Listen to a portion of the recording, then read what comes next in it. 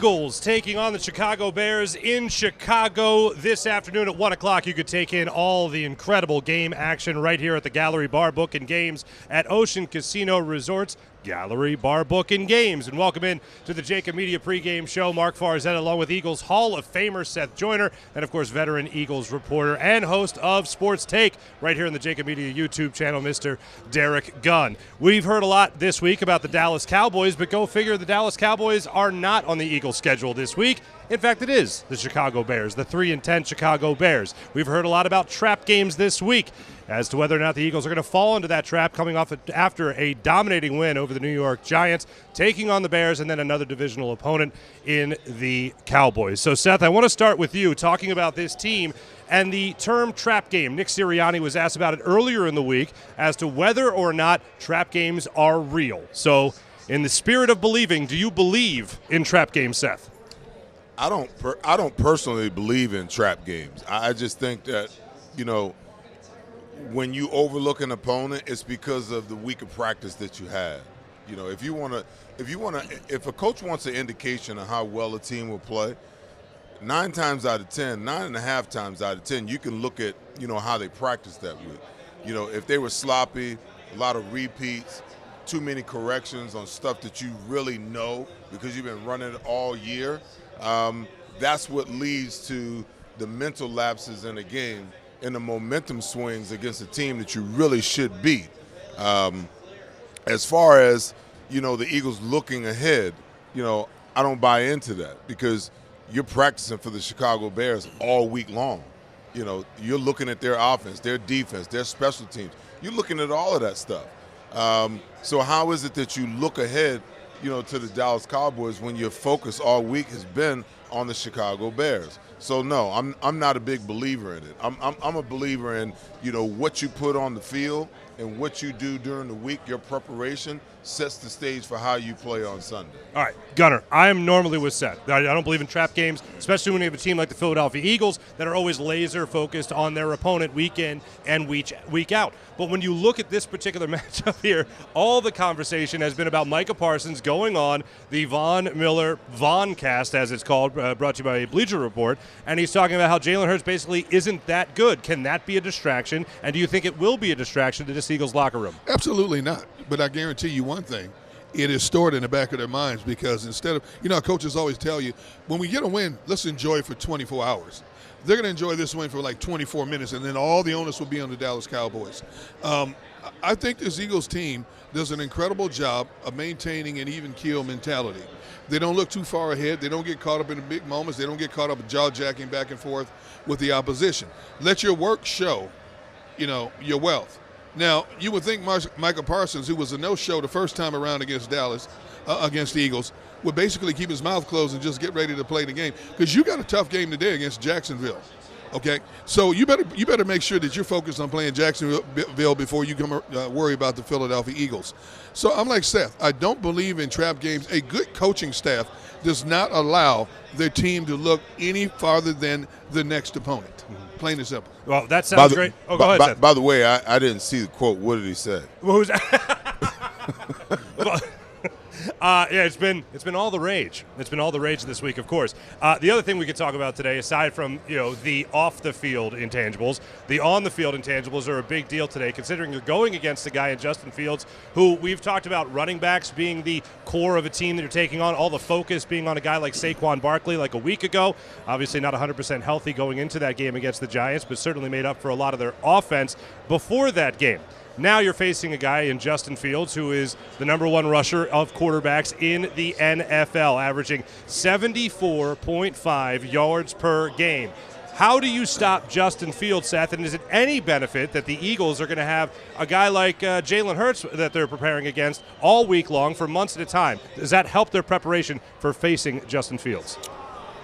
Well, I mean, I would assume it should help a little bit, but at the other end of the spectrum as well, I believe that it's going to create some problems for the Eagles because the same things that the Eagles use to, hurt offenses are the same things that, that they're going to face today from a defensive standpoint.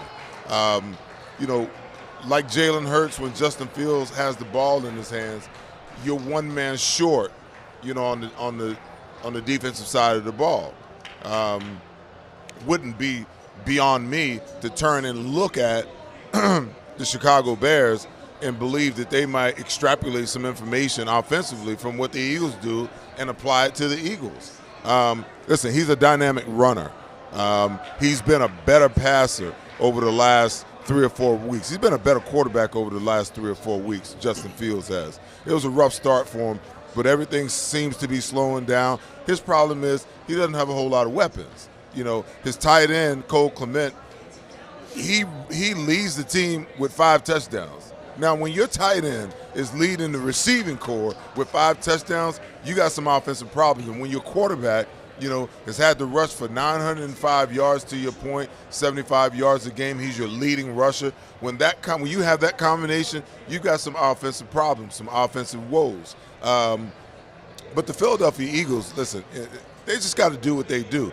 They're not going to be threatened on the backside. So if I'm coordinating this game today, my game plan is to live in 5-man as much as I can live in 5-man, even in third and long, even in long situations, because with a 5-man rush, you're more able to keep him in the pocket in the 5-man rush than you are in the 4. Because if the 2 inside tackles aren't talking, if they're not consistently talking about, how we want to rush and where our rushing lanes are, what kind of stunts we're running and things like that, you find these holes. And once he gets out, if you're playing man, he's a handful. Mm-hmm. Certainly, Justin Fields going to be the focus. Obviously, Jonathan Gannon going to be trying to contain him in the pocket and not let him run wild. How much of a concern will he be today against the Eagles? Well, the one thing I've seen him do quite frequently is when he starts to float outside the pocket, defenders converge, and all of a sudden he's got a guy standing wide open on the backside of the field. So the Eagles secondary has to be disciplined. Yes, you have to keep one eye on this guy, but make sure you know where your man you're covering is at all times, because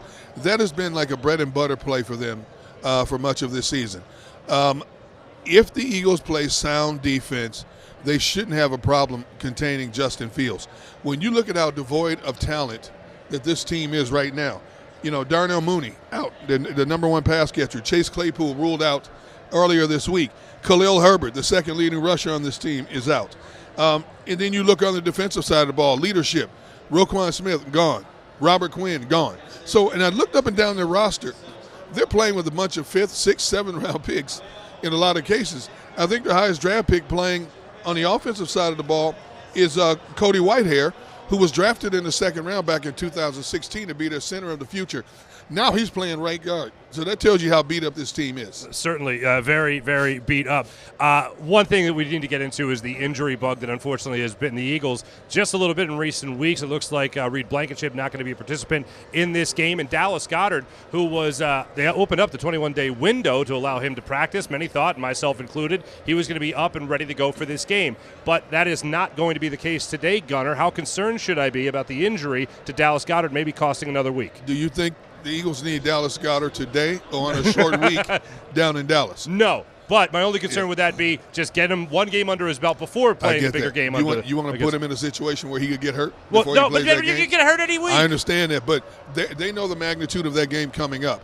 Now, the tight end position has been more of a vital entity in the offense over the last couple of weeks. Let Jack Stahl and Cal Catera continue to do what they do. This Bears team has lost 6 games in a row for a reason, okay? I don't think you need to put Goddard out there for this game. You got a short week coming up, okay? Get that man ready for what's to come down in Dallas. It's all hands on deck next Saturday. That certainly says when you look at this Chicago Bears team, one of the things that the Eagles have consistently brought up when asked about the Chicago Bears and not Micah Parsons this week is the fact that they, in 6 games this year, only 3 wins, unfortunately, for them, but in 6 games this year, 1-score games that they have lost. Jordan Mailata used the word dominant to describe the Chicago Bears. When they're only 1 score away from winning a lot of these games, they're for the most part a dominant football team. I'm going to go ahead and disagree with that because dominant teams tend to win games. What do you make of the close game scenarios, Seth, when it comes to the Chicago Bears? Well, listen, I give Jordan Mailata a whole lot of credit, about how he dealt with the Micah Parsons situation this week, and understanding you don't want to throw any fuel on anybody's fire by saying what he said, but it's a flat-out lie. You know, the Chicago Bears are not a dominant team in any fashion. The only guy that's dominant on that roster is the quarterback. But unfortunately, he can't do it all by himself. I don't know. I mean, I can't tell you why. You know, I've watched film on them. I've studied them.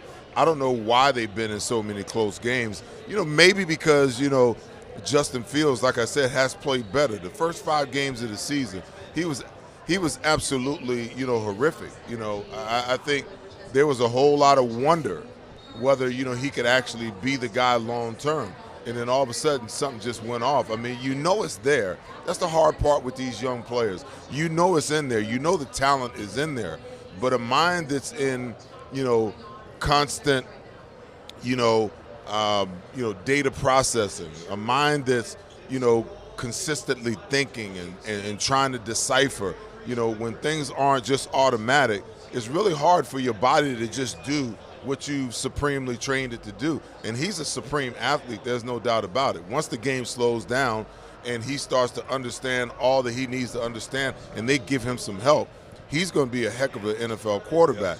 But, you know, I think it's his ability, you know, to make plays, especially when they get down, you know, they can come back or, you know, not from large margins, but they can keep the game close because of how they play the game. All right, coming up in just a second, Gunner, why this game is the perfect game to talk to Mr. Seth Joyner. The absolute perfect game to talk to Seth Joyner. But coming up, we want to hear from one of our fine sponsors here, Thrive Financial Services, their amazing retirement playbook. Here's a message from our great friends at Thrive.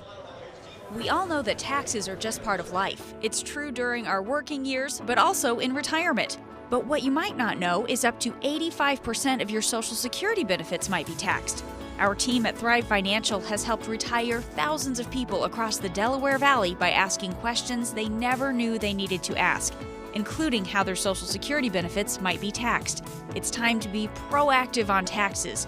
Get your Thrive Retirement Tax Playbook today.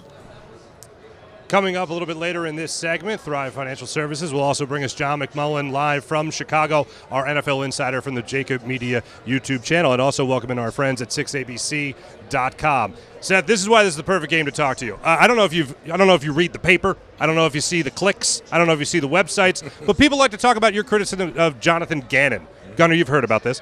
When it comes to Jonathan Gannon, his defense leads the NFL right now with 49 sacks going into this Week 15 matchup against Chicago Bears. The Chicago Bears defense, really headed up by their head coach, Matt Eberflus, you're looking at a defense that has the fewest sacks in the NFL. Is it a matter of attempts? Is it a matter of blitzing percentage? Is it a matter of aggression, Seth? But if you were covering the Chicago Bears, what would you be saying about that defense and that poorest sack total?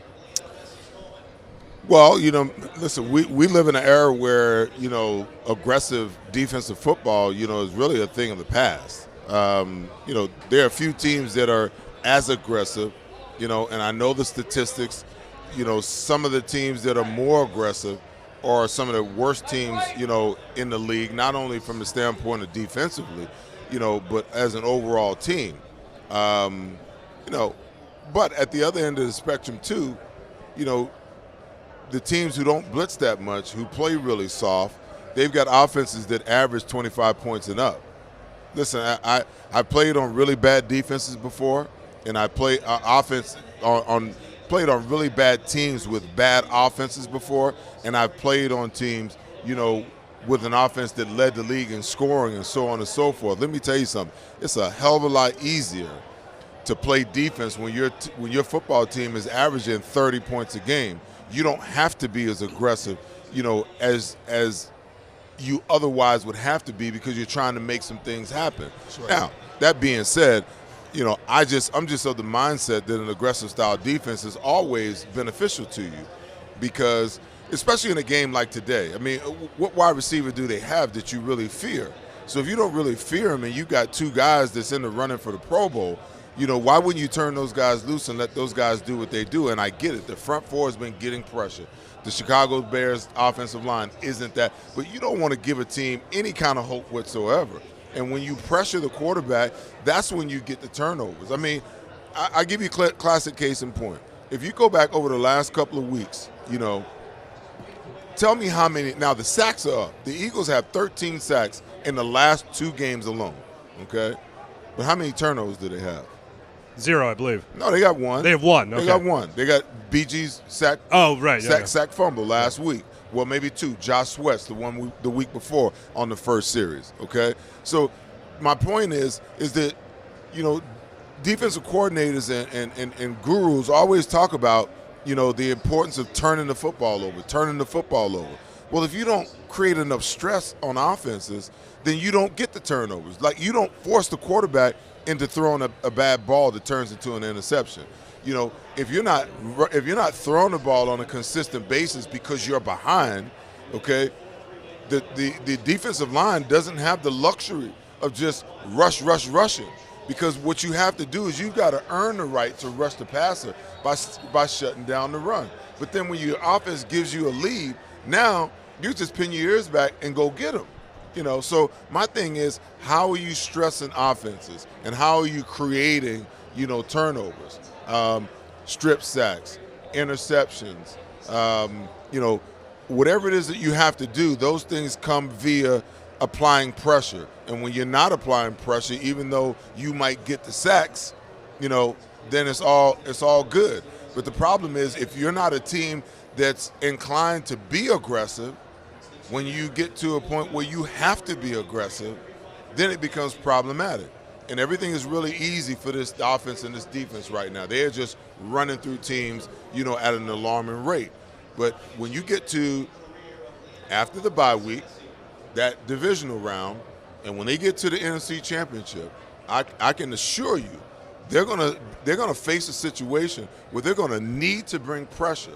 And if you're not practicing it, if it's not a part of your repertoire, that's not something that you just turn on at any moment in time and have any belief that it's going to really work. You might call it as a defense coordinator, but if you haven't, if your team doesn't have that kind of mentality, you know, it's a tall task. Mm-hmm. And speaking of mentality, Seth, when you look at this defense, Gunner, you have a quarterback right now in Jalen Hurts facing a defense that the Chicago Bears are bringing to the table that don't really pose much of a threat in terms of being aggressive. And not only that, it's not like they're taking on the Philadelphia Eagles offensive line every single week. So how comfortable can Jalen Hurts be sitting back in the pocket as the #1 passer right now in the NFL? How comfortable can he be when in that pocket against this defense? I think the Eagles offensive line is going to keep him clean more so than anything. I think he's going, if he wants, put up decent numbers, big numbers against this Bears defense. The Bears defense doesn't present a lot of pressure up front.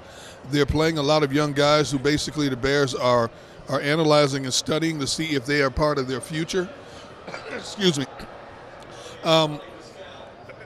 Only thing is, don't get too complacent. That's the main thing. Don't get too complacent.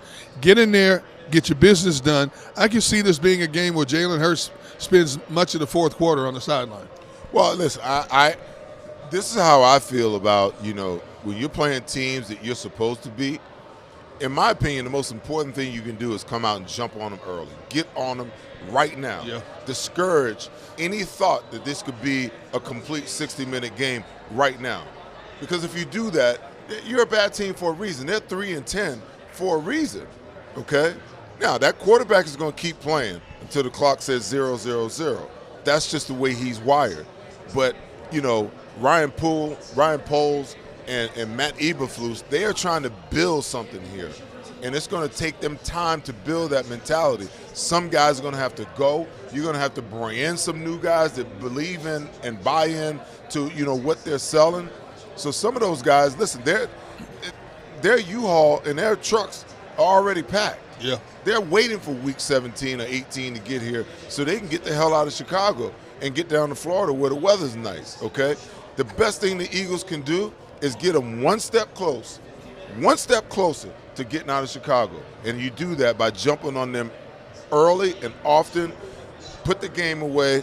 Leave no doubt about it. Don't do what the Colts did yesterday. Good Oh, Lord. my goodness. Whew. The toughest thing for a coaching staff that's ultra competitive is to know you're going into a game week in and week out and you have basically no chance to win a game. You know how much that eats at a coaching staff? Because no matter how much you try to strategize, you know you're playing at a deficit to begin with. And you just have to grin and bear it in a lot of cases. And hopefully, from a Bears perspective, they do the right thing. They sit back when the season is all said and done, thoroughly evaluate everything on that roster, and improve the clientele of talent significantly in 2023. To continue a conversation there about the Bears defense, Milton Williams on the Philadelphia Eagles with 3 sacks would be tied for the lead on the Chicago Bears. The Bears have one player with 3 sacks in former Penn Stater Jaquan Brissett over there in Chicago. Brisker in Chicago there, where the Eagles have 6 players with at least 3 sacks on the season. Now we're going to head out to Chicago to get more on this matchup with our friend John McMullen, who is out there right now. John, I'm going to go ahead and lead it off with this, my friend. And Jalen Hurts doesn't like it when he doesn't get asked about the defense that he's about to face. So, John McMullen, what should I fear, if anything, when coming to this Chicago Bears defense? The cold. It is cold, Mark. 19 degrees right now. There's going to be 13, 15-mile-an-hour winds. So I think more than the defense, I think it's the cold that is going to be the story of this game. It limits you. Let's be honest.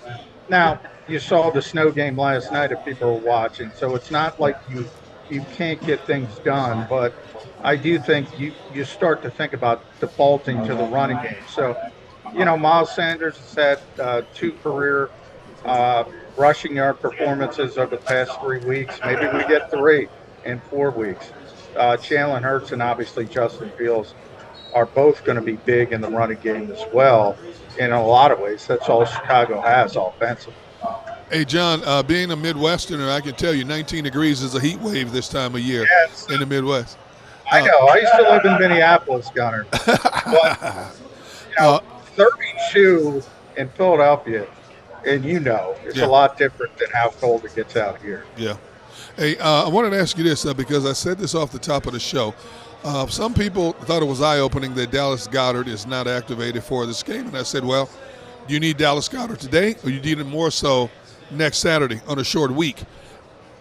They don't need Dallas Goedert today. They do need Dallas Goedert down in Dallas, though. Would you agree? Yeah, I agree. But I'm a little surprised at the same time he's not active because, Dallas said 2 weeks ago that he was ready to go, and he didn't even think he should have been put on injured reserve because he thinks he could have returned before the 4 games. Now, he's not a doctor. He had a small fracture in the glenoid in the shoulder, it's called. Those things have to heal. So they take time. Even if you feel good, they have to take time to heal. But there's no doubt to me the Eagles are – this is opponent-driven. They can say whatever they want to say. If it were Dallas this week and Chicago next week, he'd be playing. So I agree with you. This is opponent-driven, and they're giving Dallas Goedert an extra week. So, John, I'm looking at the statistics here from the Giants from last week, the rankings, and the Chicago Bears this week. When I was prepping for my show this week, I was researching the Eagles' play calling. Last week, they ran 22 pass plays to 9 run plays in the first half. And then they flipped the script and ran 22 run plays and 9 run plays in the second half of last week, or vice versa. I may have it screwed up there, but you get the gist. The Giants were ranked 11th against the pass and 27th against the run. The Chicago Bears, well, that was Chicago. The Bears were kind of similar, 218 yards passing, 141 yards rushing. And the Bears are ranked 27th against the run. What do you see from a game planning standpoint?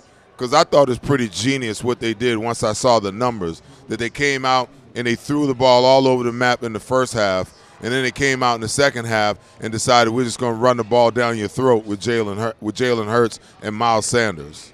Yeah, and a lot of that is game-driven, Seth, and that obviously, the Eagles are like a lot of modern teams, and they want to throw to get the lead, then they want to run to close the game. And that's sort of what happened with the Giants. They had a big lead, obviously a blowout game, a rout, so it gets even as you get the second half. You try to drain clock, you try to get out there with the win, and they're very effective both ways. I think the same thing holds through in this week. But remember, the conditions play into it as well, as I said. So to me, it looks like a running game. It's always a running game from Chicago's perspective. You talked about their defense. Their offense is they're number one because of Justin Fields in running the ball. They're number 32 in passing the ball. So they're first in running. They're worst in passing. But defensively, the Eagles feel like they can do what they want against this team, to be honest. And I think they'll lean on the run. The one thing I will say about Chicago, they do have some good young defensive backs that have some talent. Now, they're still learning. They're still going through their startup costs and all that kind of thing. But Kyler Gordon, Jaquan Brisker, they've been injured. They'll be back. So they have a little more athleticism, a little bit more juice on the back end. And at least if you make a mistake, those guys can hurt you a little bit from what they have been playing. So just something to keep an eye on. John, one of the things I know we talked about when I was lucky enough to be a guest on your show, 365 with Jody McDonald, earlier in the week was the diversity, really, and the versatility of this Eagles team. And we also talked about the focus. And I think it shouldn't be lost in a season where A.J. Brown has over 1,000 yards, Miles Sanders has over 1,000 yards, and Jalen Hurts is right now, according to a lot of sports books, the odds-on favorite to be the MVP of the league. Is that one of the most impressive things about this Eagles team, I think, this season has been their laser focus. And because of that laser focus, when it comes to this particular team, I don't believe in the idea of a trap game surrounding this team. I think their focus has been one of the most impressive things we have seen from them this entire season. Do you think that will play in today in how they'll be able to handle a Chicago Bears team like this ahead of a Dallas Cowboys game? Yeah, I mean, look, Mark, I don't like to call them trap games. I call them human nature games because coaches hate the word trap. So anytime you say the word trap, and Nick Sirianni got asked that Friday, he's like, no. I like to throw out human nature. It's human nature to look past this team. I mean, this is the worst team in the NFC by record. They don't do things that well anywhere. The defensive line is weak. I mentioned all the issues they've had in the secondary. The Eagles have been able, at times at least, to dominate really, really good teams offensively any way they want. I've asked so many different people, what do you do to stop this offense if you're a defensive coordinator? Where do you start? And I get a lot of different answers. A.J. Brown. All right, stop A.J. Brown, or you try to stop. They go to Devontae Smith. When Dallas Goedert is healthy, Quez Watkins has stepped up.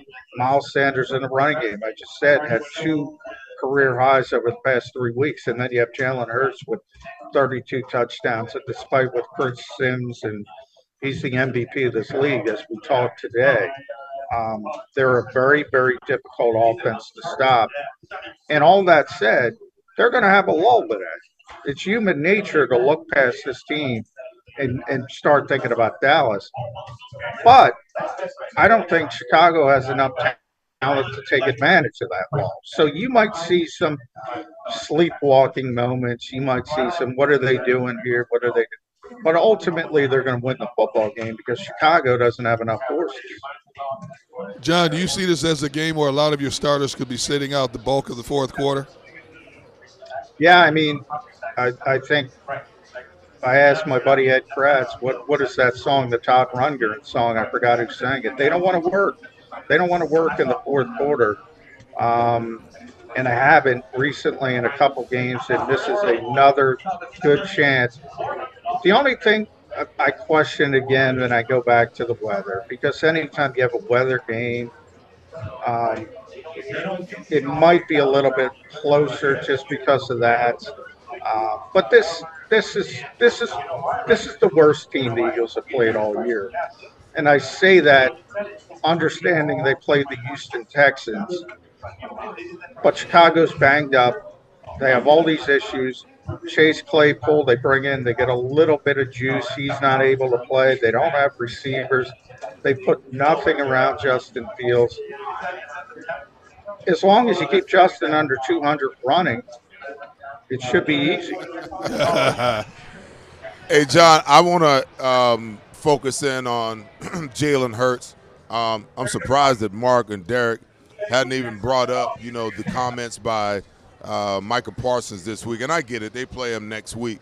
My commentary or question goes more to, Jalen Hurts and the disrespect that, that he's receiving, not only from, people like Micah Parsons, but, guys like, Chris Sims and so on and so forth. The thought, John, that, that there's a such thing as a system quarterback. I was thinking about this and I said, isn't every quarterback a systems quarterback? If you're having success, that means that coaching staff has identified a system that works best for the skill sets that you present, okay? And they're going to put you in the best position to succeed. What other quarterback in the NFL, John, do you go and get and bring in here that runs this offense as effectively as Jalen Hurts runs it, okay? I mean, what else do you want? They're third in total offense, okay? They're 14th against the pass because, they're so balanced. If you go back and you look, they actually run the ball 51% of the time, and they only throw it 49% of the time. So then you can kind of understand why those numbers are where they are, okay? They're second in the NFL, in rushing, 162 yards per game, fourth in third down conversions, okay, and number one in points per game at 29.3 points per game. What the hell is everybody chirping about? This kid is the MVP, hands down. Yeah, I agree, Seth. About 2 weeks ago, I said, no, he's the MVP. Now, there's still time to go. He can still lose it, but he's the leader in the clubhouse, in my estimation. I think, people like to talk about things in a vacuum that don't exist. In other words, if Patrick Mahomes had the same talent, would he do better than Jalen Hurts? Well, it's a worthless exercise because it's never going to happen. Nobody has the exact same situation.